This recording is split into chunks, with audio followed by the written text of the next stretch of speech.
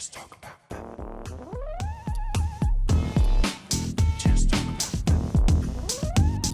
I wanted to talk to you because I believe you're one. I mean, I've read that in the 2014 they did a sort of a survey, and you're like in the top 10 for the more professional, well-known cosplayers in North America. And honestly, when I think cosplay, I think you because I've seen you everywhere. I've seen you in Canada. I've seen you at like Montreal Comiccon. I've seen you at Ottawa Comiccon. I've even seen you. Have you gone to Fan Expo by any chance? I went to Fan Expo once, yes. Once. Yes. Comic-Cons all over the place. You're becoming a household name. And what I find interesting about your career choice, or your art, is that you began in fashion design, and then got into this. You're not somebody that saw it on television and became a cosplayer because that was cool. You started in one thing and then merged into another, and that's why what you do is so amazing because the quality is so incredible in your projects. Like some people cosplay, but then there's cosplay. Well, things happen in a strange way for me. Most of people get into cosplay because they like one specific character and they want to bring that character to life, but they don't know how to sew or they don't know how to build costumes, so they just put like the knowledge and the skills and the resources they have together to create a costume with what is available for them. While I discovered cosplay in a different way, costumes brought me to cosplay. And I already had a lot of skills and knowledge because I've studied in fashion design. So when I discovered cosplay, I was already very there. skilled Yeah. as a costumer. So it's like something different that brought me to cosplay. I actually discovered cosplay because of the frost pics. When I did that photo shoot, I didn't know what cosplay was. I just wanted to do a different photo shoot, do something different than lingerie and bikini. And this is people's reaction to these pictures that make me wonder why they were so popular. And making searches on the internet, I discovered that dressing up as a character was called cosplay, that there were conventions. It was totally unknown or very barely known in the province of Quebec at that time. It was back in 2009. And I attended my first convention in 2010, and I went to a big one. It was Dragon Con in Atlanta. So this is how I discovered cosplay, through that costume that I had made just for fun because of that photo shoot.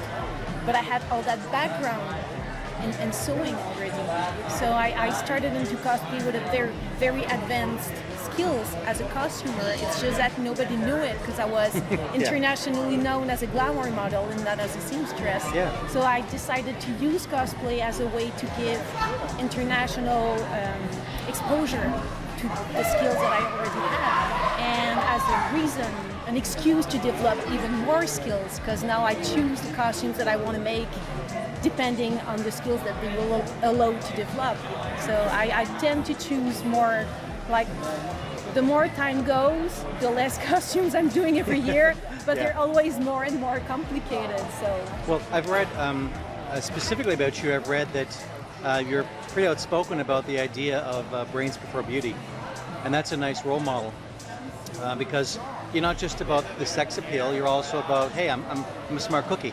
I'm entrepreneurial and I know what I'm doing, and because I've read quotes where you say, look, it's nice to be called pretty, but I'd rather be called smart. Well, it's not. And that's an important message, I think. It's a very delicate topic. Yeah. Because I don't want to fall in any of those very extreme messages. I got you. But I always say that beauty doesn't last, and as much as I love being a model, I know that it won't last forever. However, as I grow old, my skills continue developing. So in a few years, I won't be a model anymore, but I will still be making costumes. I won't probably be a cosplayer forever either, because I won't be able to dress up as a 15 years old character who's coming out from a Japanese anime until I'll be 45. So, but I will continue making costumes. So I'd rather being told that I'm a skilled costumer than being told that I'm pretty. Because being pretty, it's not a skill. Yeah, that's the quote I was trying to... It doesn't count as a talent. That's the quote I was trying to remember. It was you put it so much better than I tried to remember it was. So it's just that I'd rather... But you're still allowed to continue to tell me that I'm beautiful. I appreciate that. Thank you. That's nice. Well, listen... But I appreciate when people recognize my skills as a costumer. That's nice. Two things before I let you go.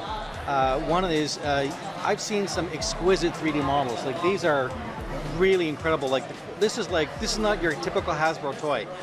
This is like Japanese level attention to detail, and they're quite nice.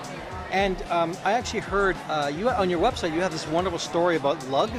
Yes. And I read the thing, and it's like, wow. Like I feel like I need to talk to you about this just to get another take on it, or Very long story. Well, is there a short version of that you can tell us? It all started with a collaboration with an American tabletop game company called Ninja Division. They were called Soda Pop Miniatures at the time.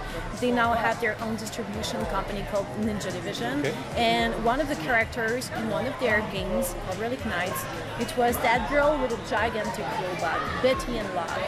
And after a discussion at the end of Gen Con, one of the many Gen Cons that I attended with them, it was decided that we would build a life-size version of the robot, of Love.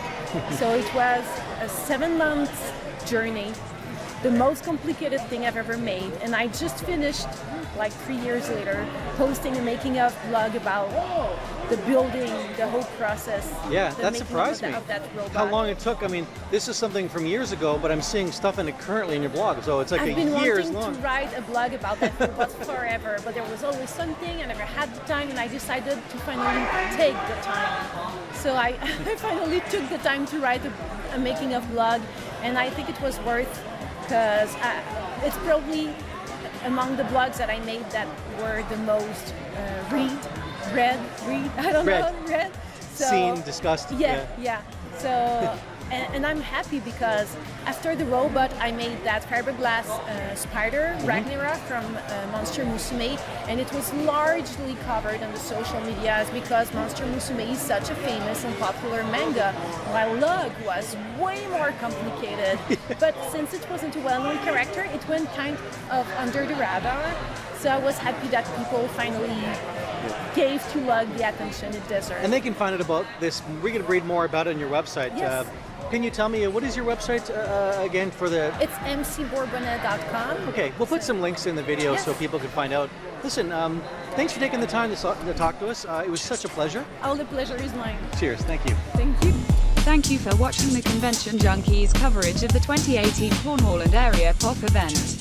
Please like, comment and subscribe to see more. If you would like to help us with future projects, please visit our Patreon page.